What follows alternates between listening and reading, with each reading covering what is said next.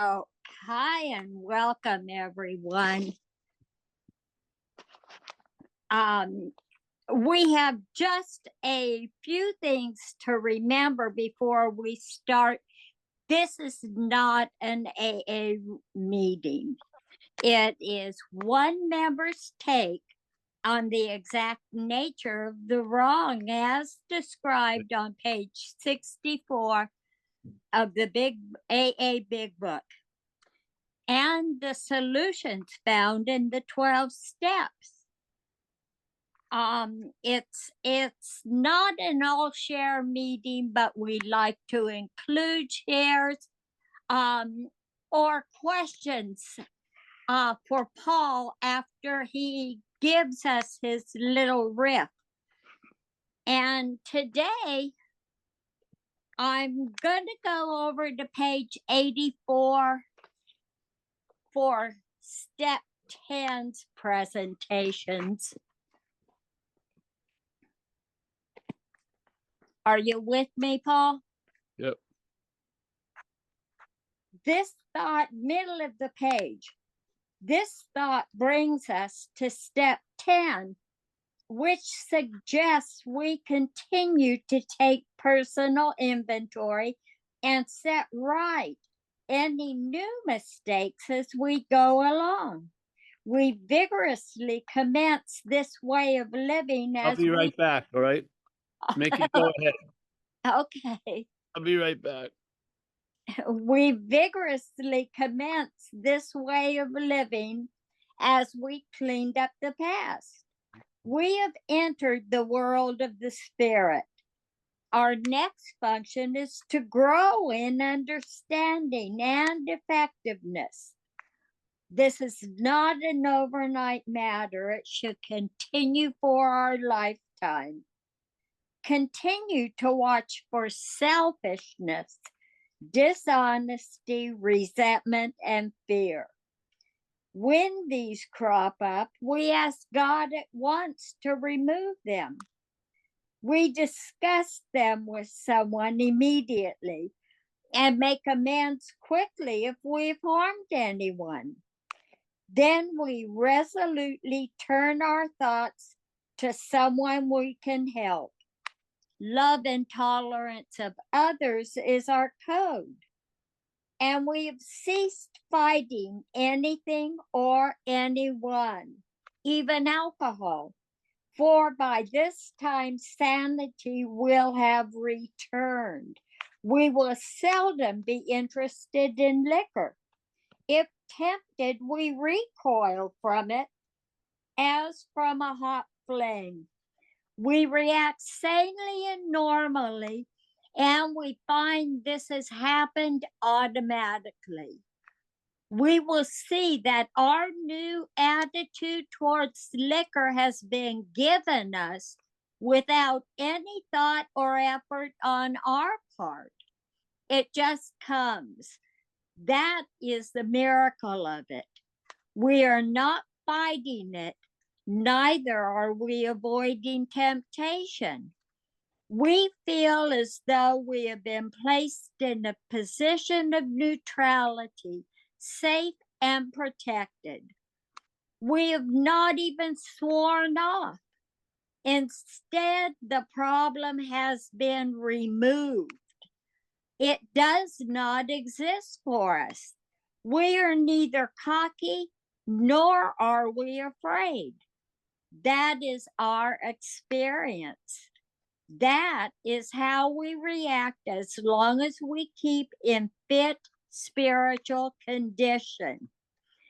It is easy to let up on the spiritual program of action and rest on our laurels. We are headed for trouble if we do, for alcohol is a subtle foe. We are not cured of alcoholism. What we really have is a daily reprieve, contingent on the maintenance of our spiritual condition. Every day is a day when we must carry the vision of God's will into all our activities. How can I best serve thee? Thy will, not mine, be done. These are thoughts which must go with us constantly. We can exercise our willpower along this line all we wish. It is the proper use of the will. Okie dokie, Paul. Anytime you're ready.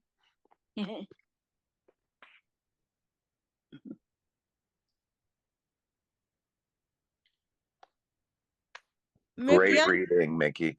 if you want, you can keep reading a little bit if you want. Okay, I'll read it. The last paragraph of step 10. Don't get her started.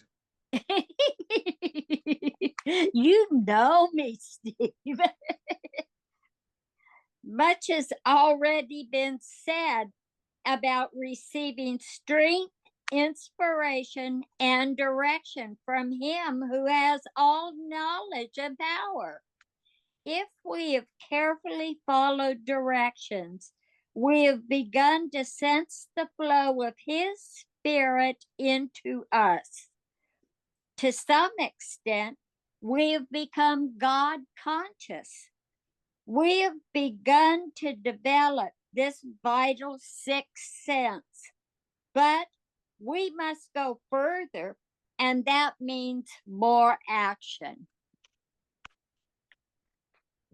Well, that does it for step 10. All right. I read all of step 10, Paul. Oh, you did? Good. I did. I think the car is fixed. Huh? Excellent. Yes. Well, step 10. Yeah. Obviously, it comes after step 9. I'll read a little too. The thought brings us to step 10, which suggests. Yeah. So remember, these are suggestions only. For some of us, it's like the suggestion if you're jumping out of a plane to pull the cord of the parachute, but it's still defined as a suggestion. These are not orders. Yeah. Yeah.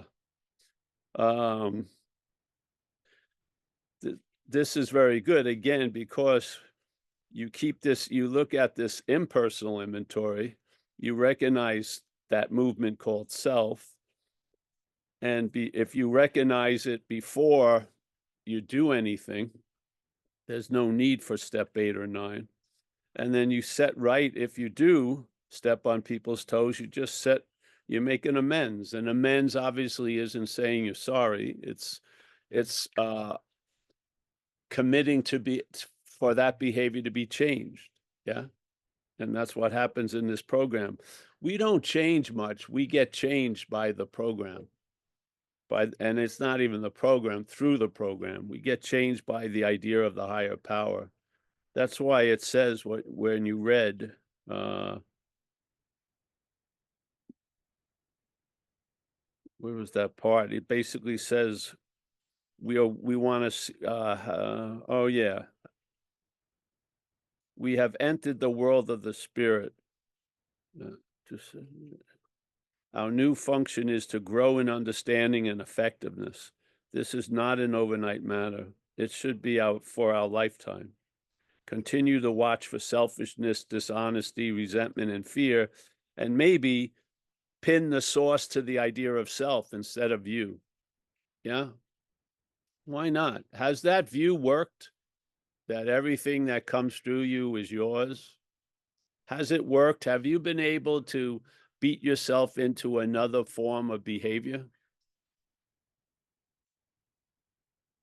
Have you been successful in changing yourself? We just changed the surface feelings by getting loaded a lot. Yeah. But basically, the basis didn't get changed. We were seeing everything from the point of view of self. So this is not an overnight matter. Yes, it should continue for our lifetime. Continue to watch for selfishness, dishonesty, resentment, and fear. They've said resentment and fear are and they state the word selfishness are manifestations of self. So we keep an eye out, or now we're aware of the manifestations of self and its disguise.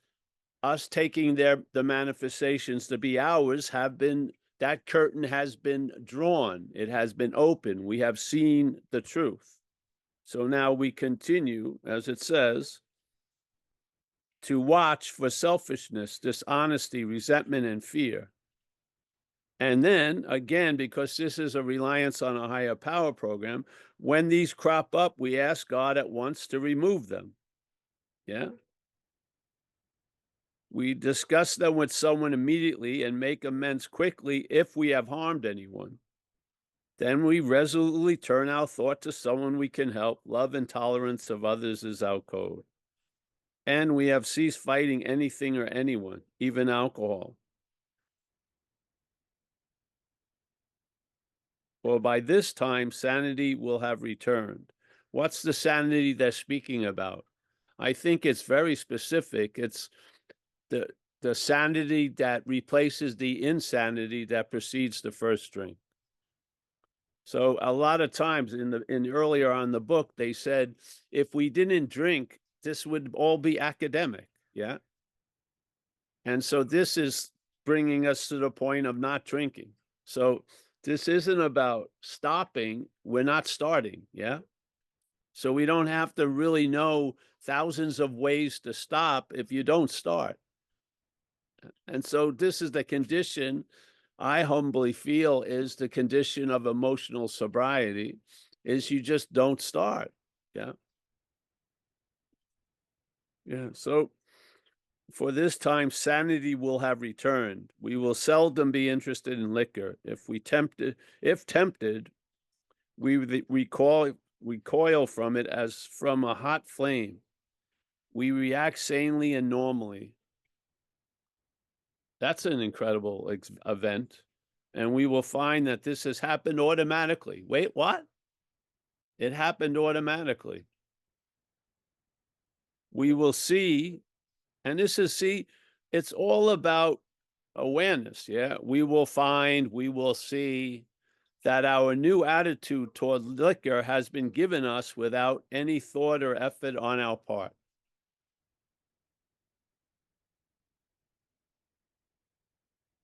It just comes. That is the miracle of it. Yes. We are not fighting it, neither are we avoiding temptation.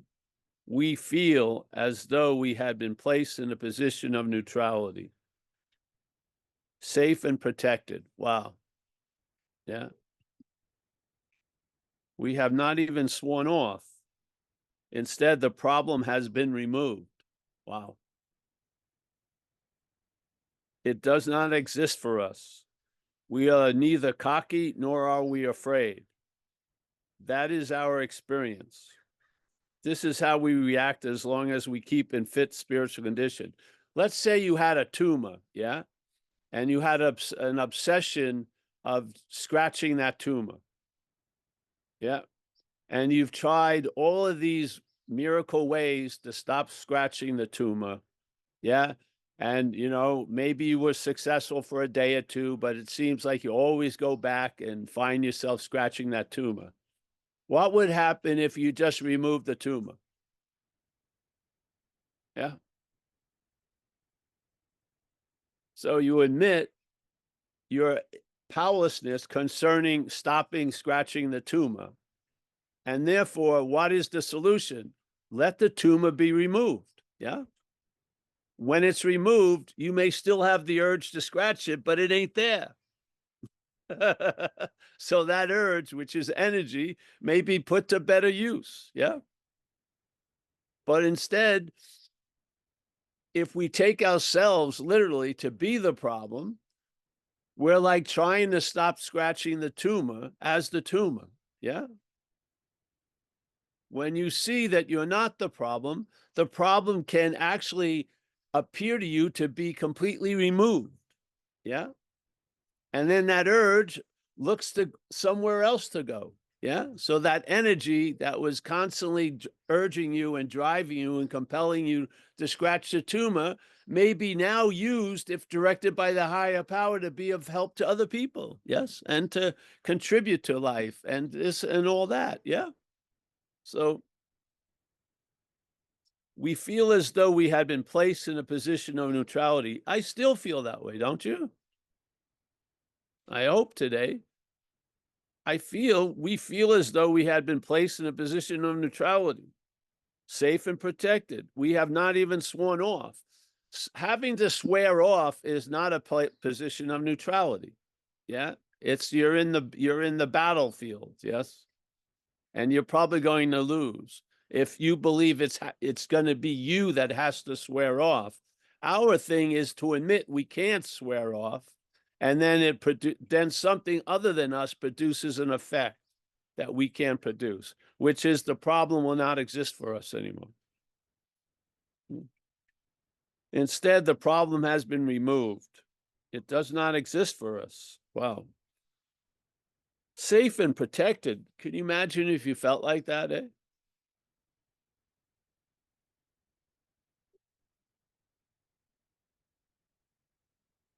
Now, let's say someone is in a situation that is a dangerous or seemingly dangerous and triggering situation.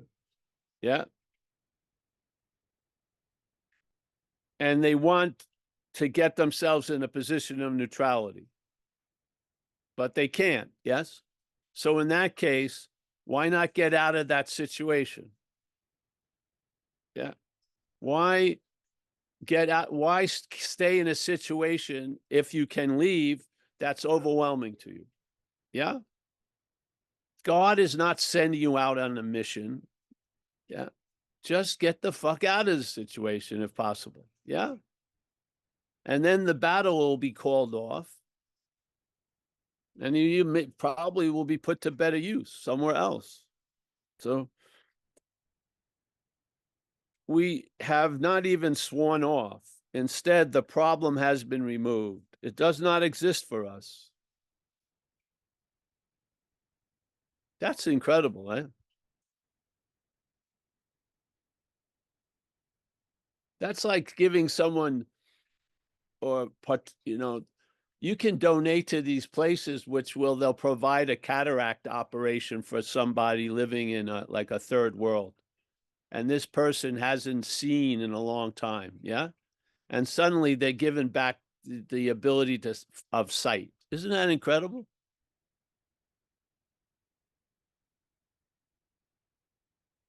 It does not exist for us. We are neither cocky nor are we afraid. That is our experience. That is how we react, so long as we keep in fit spirit's condition. And I'm telling you, if you are a spiritual condition, yeah, that's the highest form of maintenance of a spiritual condition. Yeah. To try to maintain a spiritual condition as a mental and a physical condition is a lot of freaking work. Yeah. But if you relinquish the identity as a physical, mental entity, then it's quite easy to maintain a spiritual condition. It's called living. Yeah. You're being the spiritual condition. You're not trying to become a spiritual condition or not lose a spiritual condition. You are a spiritual condition. Yes. So every moment you're aware as a spiritual condition. And aren't you almost every moment in the waking hours of the day, you're aware, aren't you? That is awareness, is awareness from spirit. Yeah.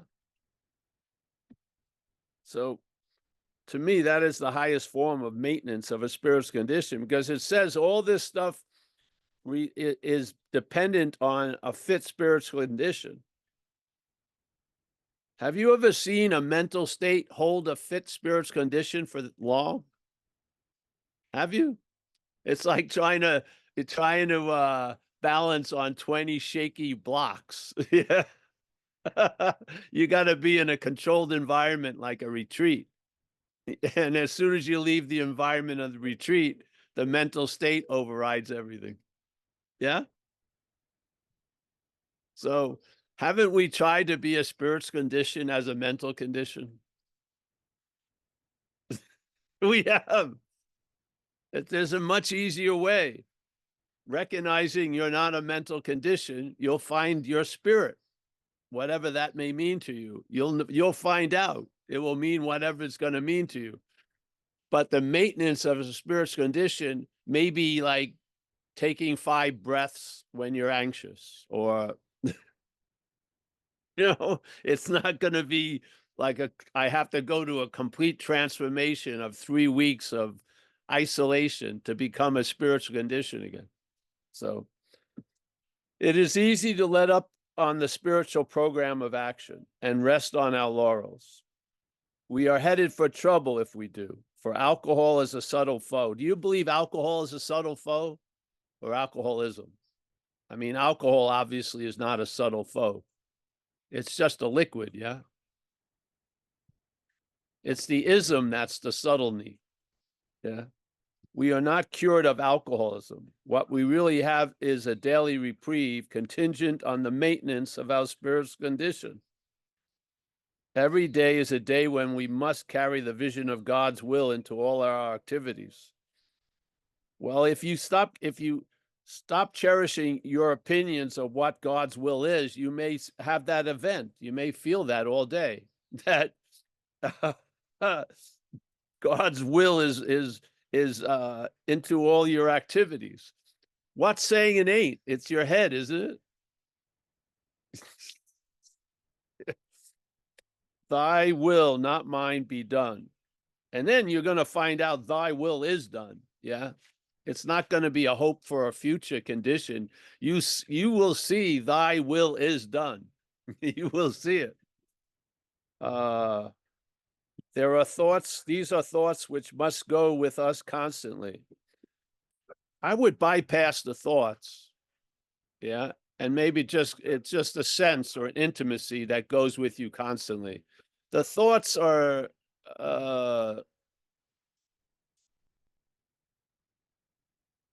yeah, I don't see thoughts as I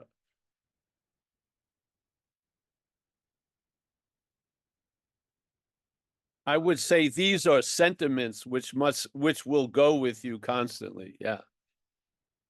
We can exercise our willpower along this line, or we wish. What is that line?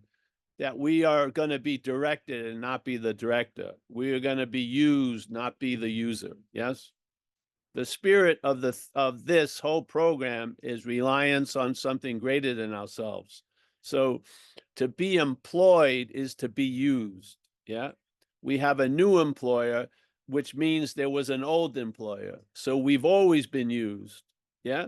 It's what's using us is what's going to make the difference. Yeah. So in this case, the spirit uses us instead of the head using us. Yeah. And this is perhaps the better way. Being directed by spirit instead of the head. Because the problem resides in the head. And therefore, the GPS and you're being directed is infected by alcoholism. You get a message that's infected by alcoholism all day. Yeah. The thing is not trying to clean the alcoholism out of the head, but just losing interest in the head. Yeah. Yeah. Let the head keep playing God and take away the God juice, and you'll see like the Wizard of Oz behind the curtain. You'll see the emperor has no clothes. Yeah. What's being imposed on you is using your own energy to impose a bondage on you. Yes. When it says self-imposed calamities, that's exactly what it's saying. A foreign thing of self is imposing a calamity on you. Yeah. Because we're identified with the thoughts, the alcoholic thoughts as ours, and we're identified with the manifestations of self as ours. Yeah. Therefore, we are the active defeating of ourselves as self. Yeah.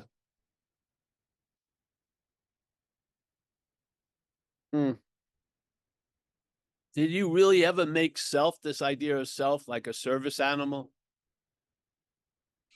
Doesn't it have a nature like a snake? No matter how nice you are to the snake, it's probably going to bite you eventually. Yeah. This idea of self isn't like going to be your best amigo. Yeah, it needs to be contained. It needs to have a lot of power withdrawn from it, because when it has power, it lords it over us. It plays God, yeah, obviously. So it has a tendency to play God, and we can't let it get near the godlike juice, because it's going to use our godlike juice to play God on us. Yeah. And it hasn't treated us well. And nor has it treated the people around us to us well. Yeah.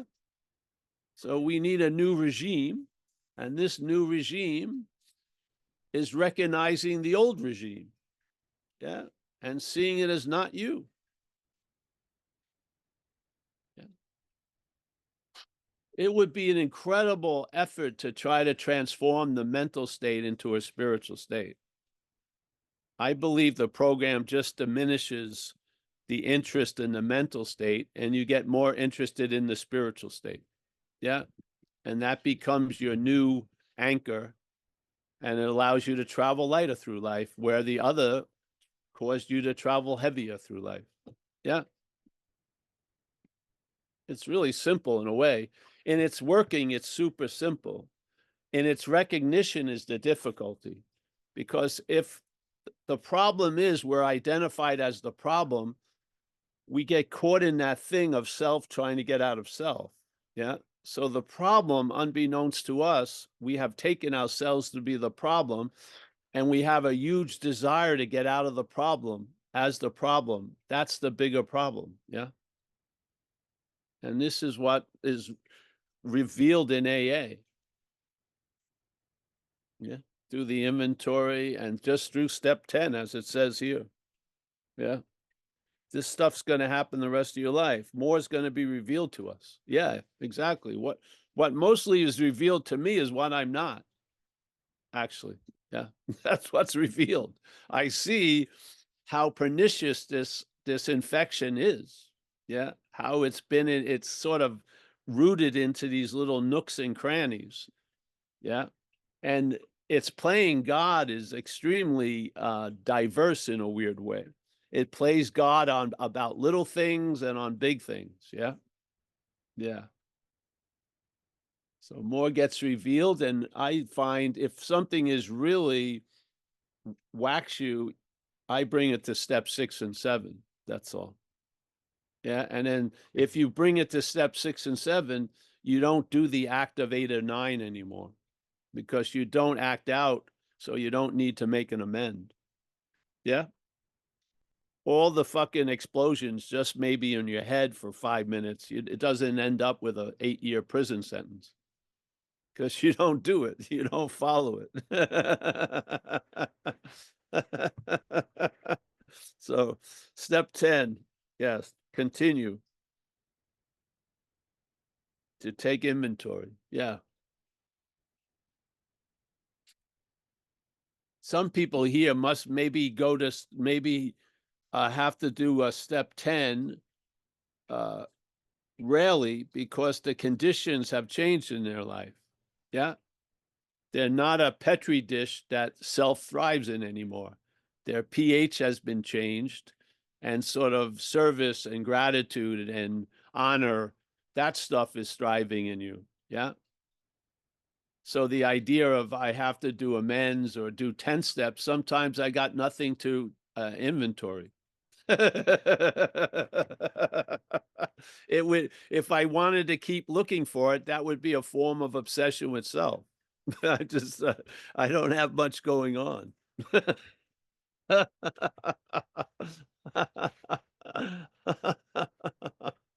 So yeah, sorry I missed a few minutes, but yeah, here we are. So Mickey, You got it, Paul. Thank you.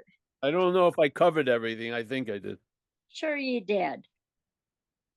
Terry from Camarillo has his hand up. Come on in, Terry. Thank you very much, Nikki.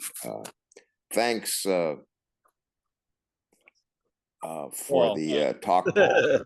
Paul, I'm sorry. I've So been listening to you for 9 months now, and it's really weird because for decades, I thought that, well, the worst case scenario, if my son died, I might even take a drink, and as events happened, a couple of years ago, he died. He had a major accident falling down some stairs and was brain dead for a couple of days. And they kept him alive for his organs. And during that time, as soon as I got the phone call, I went into the living room and talked to my wife and said, Eric's in trouble.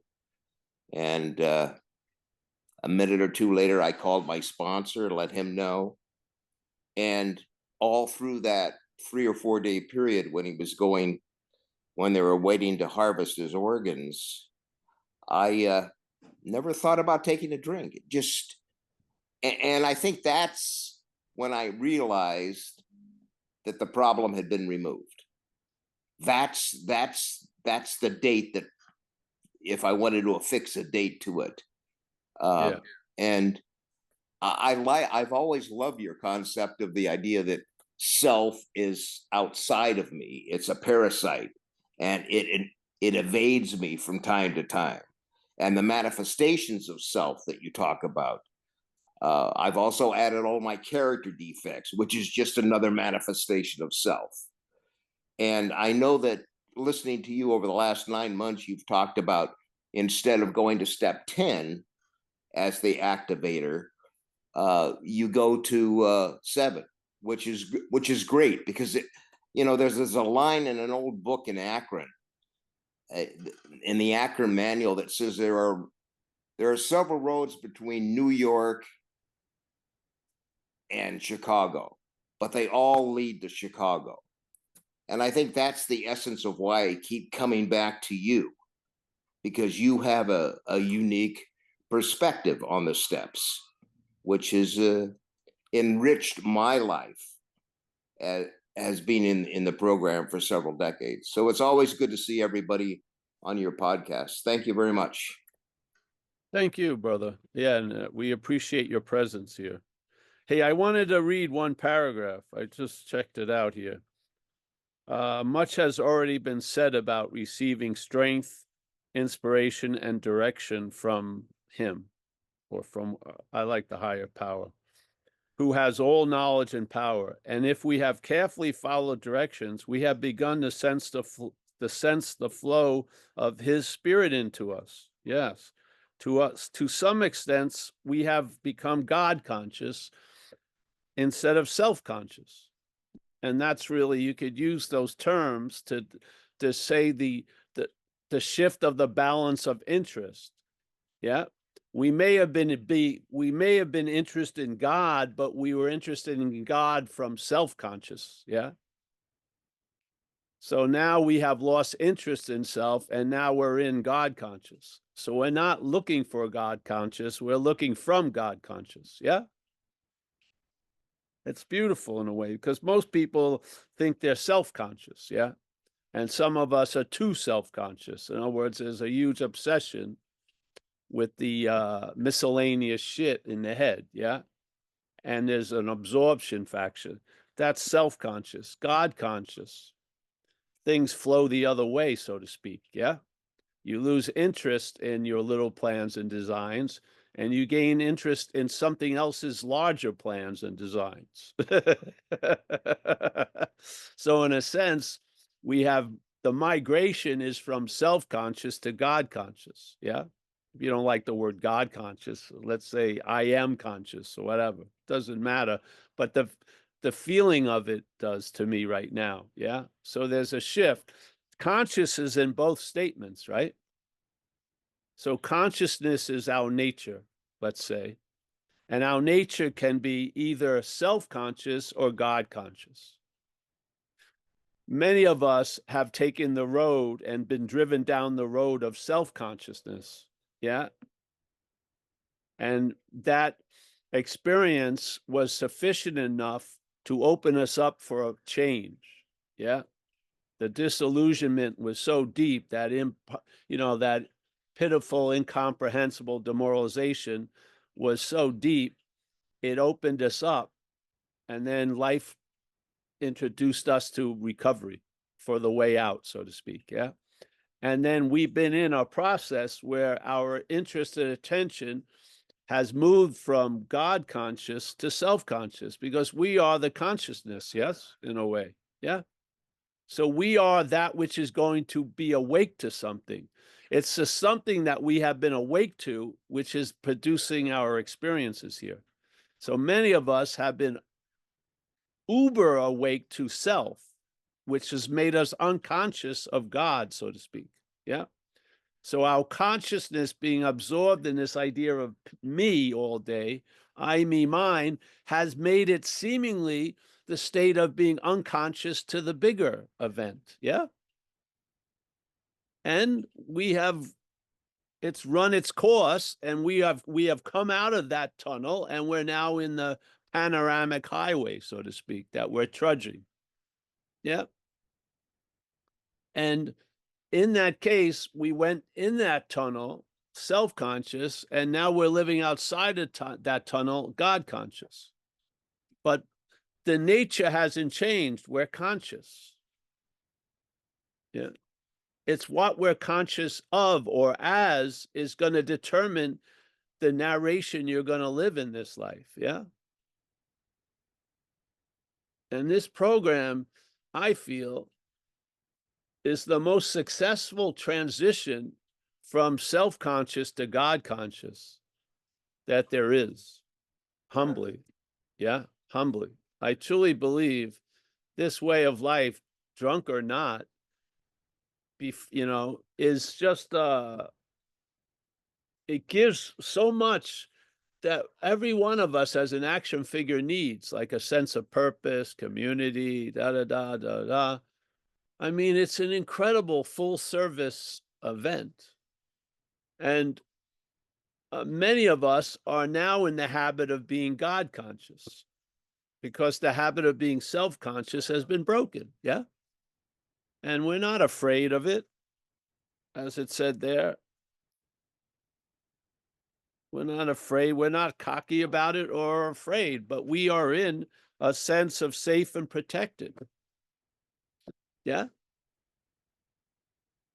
Yeah. So our consciousness is now not activated to be agitated all day. It can rest. It can enjoy peace of mind. It can be conscious of a new power flowing in. It can be, all this stuff is now available to us. And and the ability of us to be available to it has always been there. Yeah. But we just were led or directed to get absorbed in self. And now that trance has been broken, and we're absorbed in God in a way. Yeah. We don't have to make it that God, let's call it higher power. But the consciousness here is going to be really determined a lot by what you're conscious of. And most of us have been extremely self-conscious, which means conscious of self. And now we went through a program which will support us all the way to the moment of death. And we have come out of that dilemma of self-consciousness, and then entered another kind of, well, I'm conscious of something other than self now. Yeah. Hallelujah. It's pretty cool, eh? Your behavior, if it's chilled out, has to be based on what they call God conscious, because it was never chilled out based on self-conscious. I see people now to this day, and there's nothing wrong with it, but they have to do stuff all day to prove that they have worth. I think that drive and that old habit's from self-conscious. Yeah, I do. This consciousness of, let's say, being conscious, is not a meritocracy. It's not like you're going to earn something. Yeah, you're freely given it, and now express. Yeah, yeah, yeah. All right, so there you go. You know, Chuck Chamberlain used to talk about the problem being separation, conscious separation. And that I see as that self-conscious, Yes. because we're separated. And the solution is conscious contact, which is the God consciousness that were offered from the program. The spiritual uh, connection rather than separation. Yes. And the thing is, we can finally walk, but we had the ability to walk all along. It isn't like it gives us the ability to walk. It just reveals to us we can walk because something has crippled us. Yeah. And we've been crawling. Yeah. Oh, yeah. Yeah. So yeah, it's pretty cool. But just like it's the word trust, in that perhaps there's a better way. The two different ways are expressed, but the one word that's in both is trust. So we represent trust. So trust in finite self or trust in the infinite. Yeah. And the description of finite self and infinite are like opposites. Yeah. But the trust is the same. Trust isn't like different if it's in self or if it's in God. Trust is not different. Its manifestations will look completely different, but the trust is like a natural resource. Yeah. That can be put in and fuel one thing or another thing, but it's just fuel. Yeah. So that trust, and we've seen what a life looks like in, you know, absorption, complete trust in the thought system. Yeah. And now many of us know what it looks like when the trust is in the infinite. And really, this is what you are speaks louder than what you say. To me, the most attraction you can ever give someone is to be God conscious, so to speak. Yeah. You know what I mean? Yeah. So I don't like the word God. It gives too much meaning, but you know what I mean? I'm just using what's in the book. Well, we are definitely conscious of, let's say, spirit much more than we were, and we're less conscious in the head's little spin of everything. Yeah. Yeah. Yeah. All right. Anyone, Mickey? I don't see any hands. Martin, how are you doing with this step 10? Good. Thanks, Mickey. I'm glad you chose the reading. I can comment on that, yeah. So I just started step 10. I've been listening to your talks a lot, Paul, obviously. And there is this tendency with everything that you explain to sort of step backwards, like, and fall in that place of, the divine or spirit. Especially with those methods of I'm not that. But what I found now with step 10, or what step 10 is pointing me towards to, is that next to that stepping backwards, there seems to be also like a pull forward now, that I have to like really engage from that place with all of the turbulence of the relative. So that means all the emotions, other people's turbulences, all of that stuff, and just to see if I can hold that space and not have anything cause resistance there, not have anything be reactive to whatever's happening within that place. And that was very like, that just really happened, or started really happening, or became very clear as soon as I started entering step 10. So I think all of what you say is relevant, but now it's like, let's go back into that place and see if we can hold that space and let everything pass through at the same time. And it's not easy, but I see that, you know, something's learning, so that's good. And yeah, that's just my experience up until this point. Yeah. Oh, great. More will be revealed.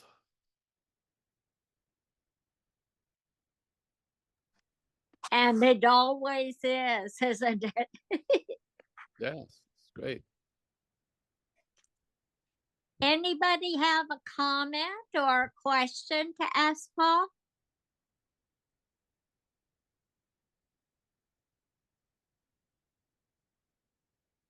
Paul, I think your job is oh, here's Kathy from Cleveland. Hi everyone, I'm Kathy, a recovered alcoholic. Yeah.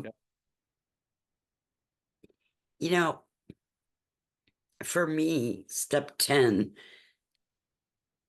I love step 10 because it gets me, you know, in step 4, that taught me to look for those manifestations of self and see how they're interfering with my life. You know, look at those resentments that I call my own, which I'm learning not to. And then see how, when I get that way, when I claim that resentment as mine, you know, then I act selfishly, and I sometimes act dishonestly and hurt other people. And then, you know, we learn that we have to make amends. I have a friend who likes to call step 10 a Swiss Army knife of 4 through 9, you know, because it kind of collects all those steps together. But I found that it was helpful to me to, when I was new in the program, to do a lot of step 10s, because those defects of character crop up all the time. You know, I feel resentful, or I get mad about something. You know, sometimes it's, you know, I don't know, is it a resentment? I just get mad about something. And so I stop, you know, this step teaches me to stop and look at myself. So I look at whether I'm being selfish. And then for me, what my sponsor taught me to do with step 10 is, after I've looked at resentment, selfishness, dishonesty, and fear, since it's about changing, you know, it's about how do I change? I look at specifically things to change, like my expectations, because my expectations get me into trouble. You know, I expect somebody to act the way I think they should act, and they don't, you know, so I change my expectation. How can I change my attitude? So I look at my attitude, and how can I change my perspective? And, you know, when I do all that, it's been a tool for me to get out of that self-conscious and become more God conscious. And I don't know, it sounds like a lot of steps maybe, but I don't know. It was those steps, that work, learning to do that and sharing it with my sponsor, because, you know, the big book tells me a self-appraisal is insufficient. You know, when I think I can grade my own paper, usually I can't.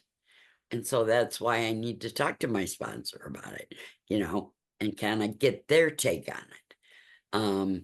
So, but you know, I've been coming a while now and listening, and it's been very helpful to me to look at self as that parasite, you know, as, you know, and I can see now, or I don't know.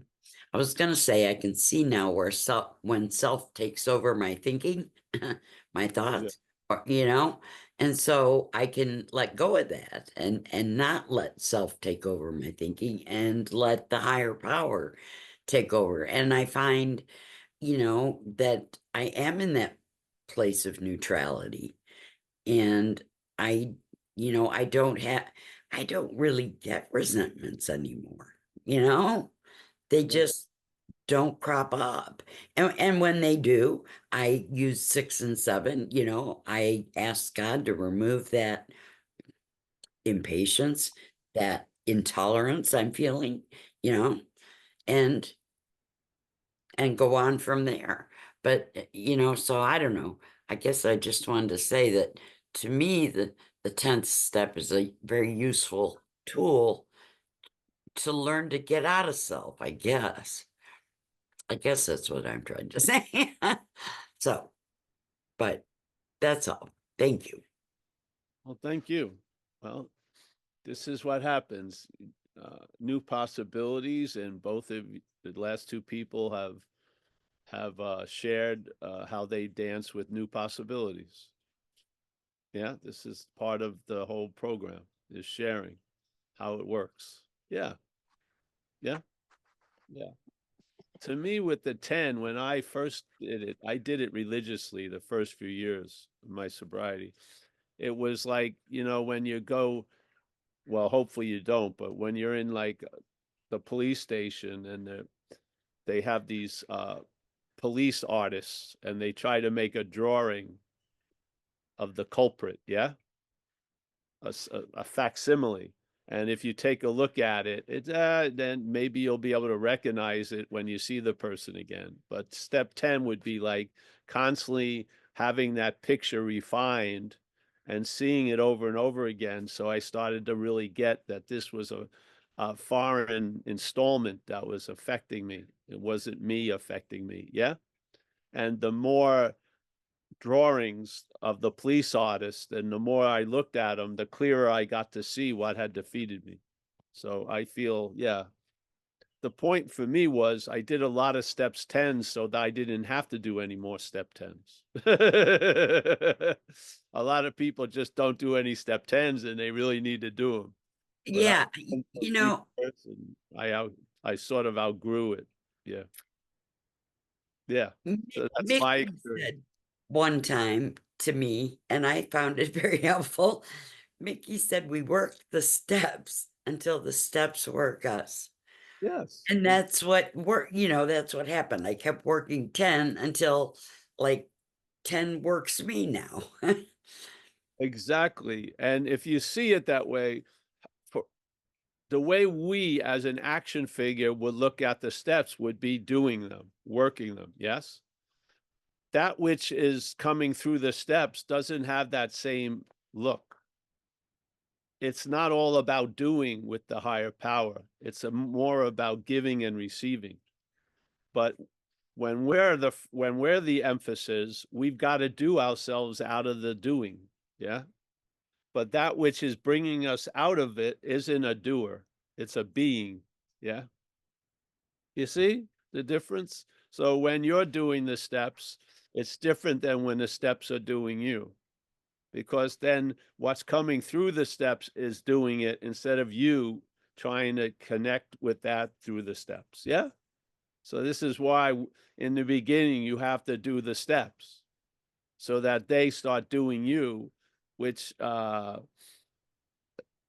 gonna save money on paper and pens because you're not gonna have that much shit to write about. Yeah, because you see it. See, here we are, and of course, with everything is so self-centeredness, we have to start doing something. Yeah, yeah. So yeah, we are doing the steps, and we are doing this program, and then over time, you realize the program is doing you. And so now, here from me, I meet the program in a certain way, and I can only give it the meaning I give everything else. I'm going to have to do this and everything like that. But then by meeting the program, I get introduced to a solution that's not of an action figure. Yeah. And suddenly the steps start working me. Yeah. And it doesn't look like work anymore when the step starts working me. Yeah. And now I'm living the steps, which doesn't look like working at all. Yeah. Because now life isn't being emphasized or narrated completely from me as the action figure. I'm getting another narration, which isn't about, I've got to do myself out of everything that I think I'm in. It's a whole different, its answer is not our answer. And how it delivers it is not how we would deliver something. Yeah. So first we do the steps, then the steps do us, and then there's the living of it. Yeah. And a Well, minute. you know, Paul, and I'm reminded that the book tells us we don't work the steps. It says we take the steps, Yes. which is a whole different concept. Yes. Yes. And so if we take the steps until the steps take us, it's being rather than doing. Yes, exactly. No, this is very good. Yeah. But of course, it looks like from our view, because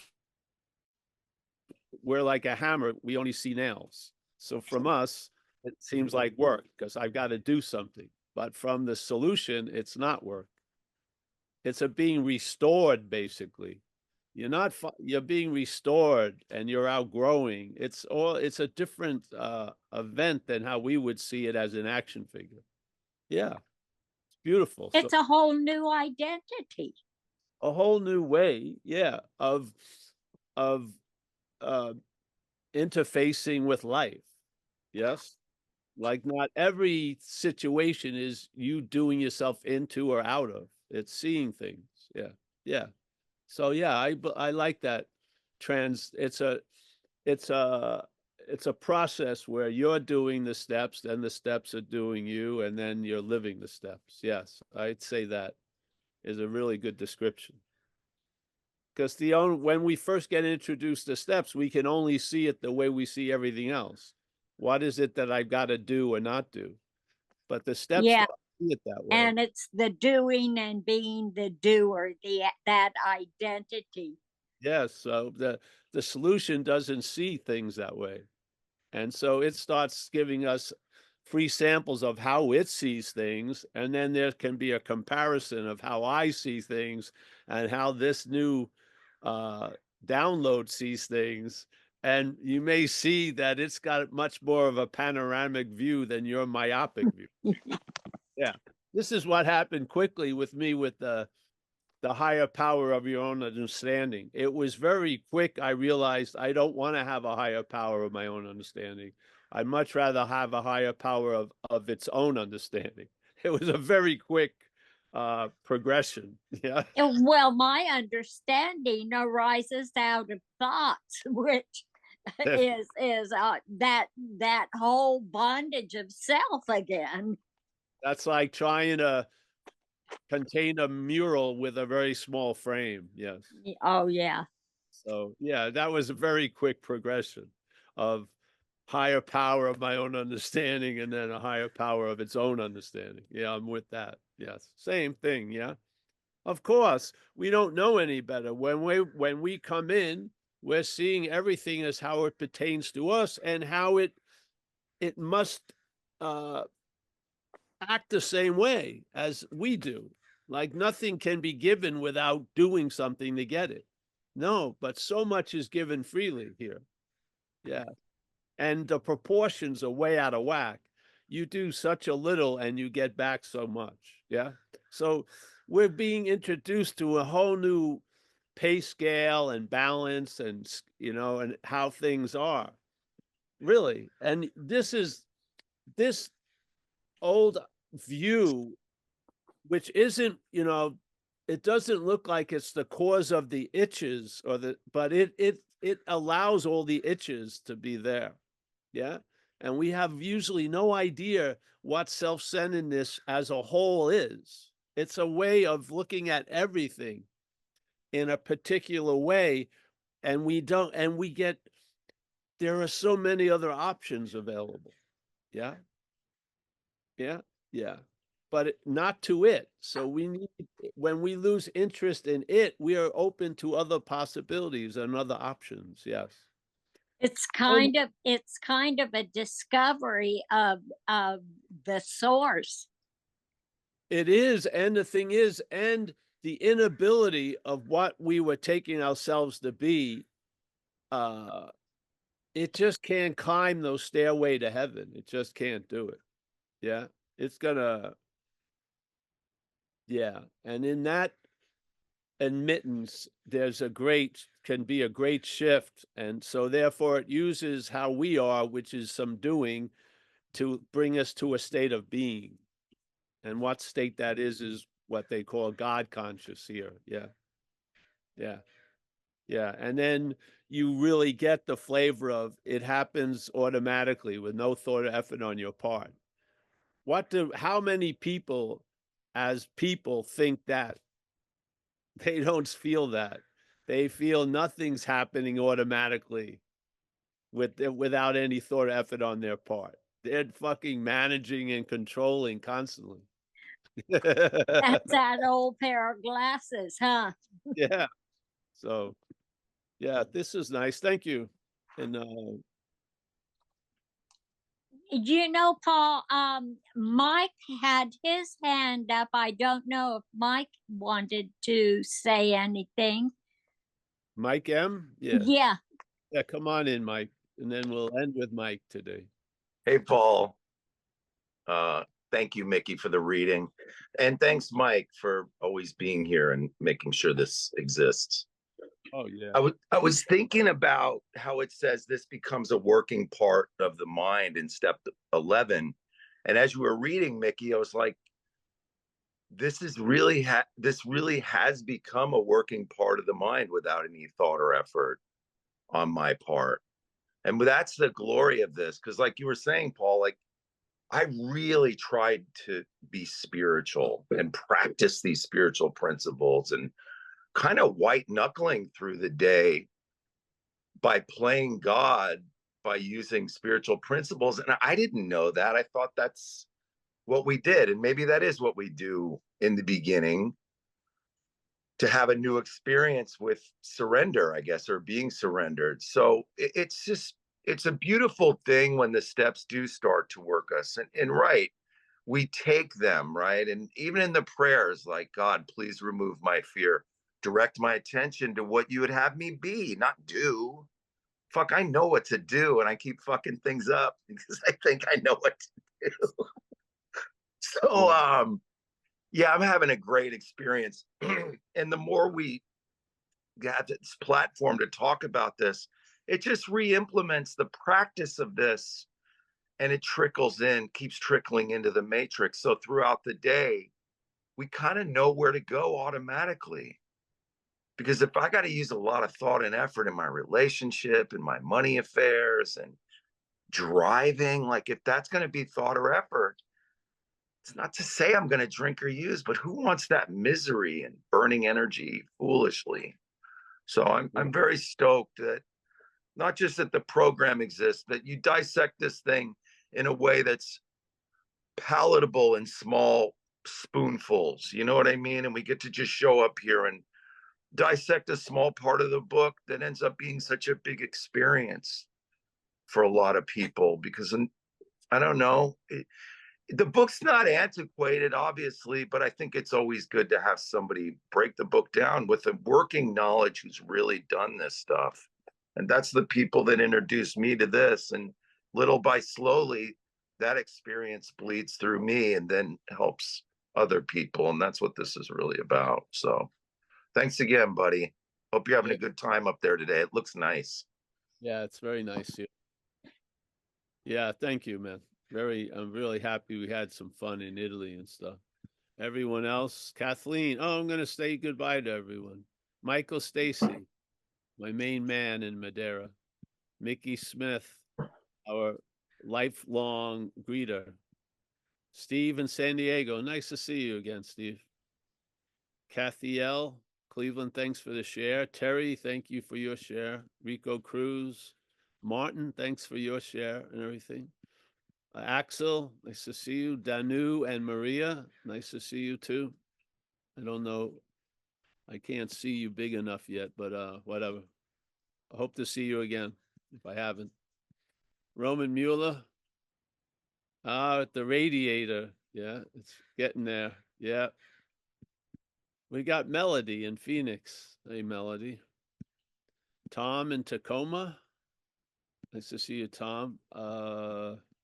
Let's see if we have anyone else. Hey, I can't see the other page, but hey, for those who I can see, thank you. Oh, there's Joseph and Oliver. Joseph in France and Oliver in Germany. Albert R. I think I got most of us.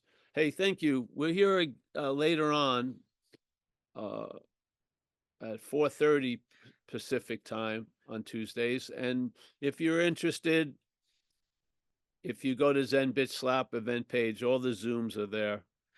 And the schedule's pretty solid right now. I'm hopefully not going anywhere. So